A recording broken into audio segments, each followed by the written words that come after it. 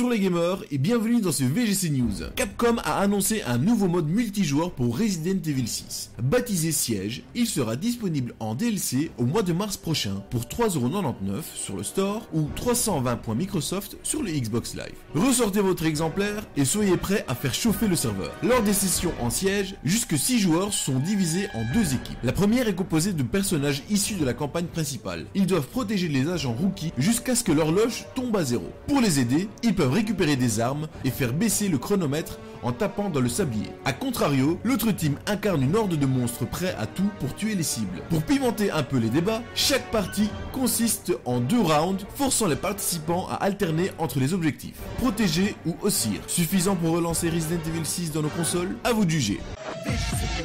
Sleeping Dog, disponible depuis 5 mois dans nos contrées, sort de sa tanière en proposant 3 nouvelles tenues. Le surveillant solitaire, le soldat inconnu et le guerrier Shaolin de bronze. De plus, tout en nous permettant d'arpenter les rues de Hong Kong en portant leur dernière création, les développeurs de United Front Game nous en offrent toujours davantage grâce à des bonus disponibles pour chacun de leurs costumes. Ces 3 nouveaux vêtements, non contents de donner à Wei Shen un look certain, apporteront des aides non négligeables. Ainsi, le surveillant solitaire améliorera vos réflexes, ce qui aura pour effet d'accélérer votre gain d'XP.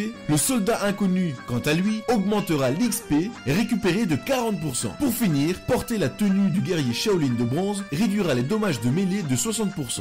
Vous l'aurez compris, ce pack est destiné aux joueurs de tout niveau, qu'ils soient novices ou habitués du jeu. S'il vous intéresse, ce DLC sera disponible le 29 janvier sur Xbox Live pour la somme de 160 Microsoft points. Les joueurs PlayStation 3 d'Europe et les utilisateurs de Steam pourront quant à eux y accéder le 30 janvier pour 1,49€.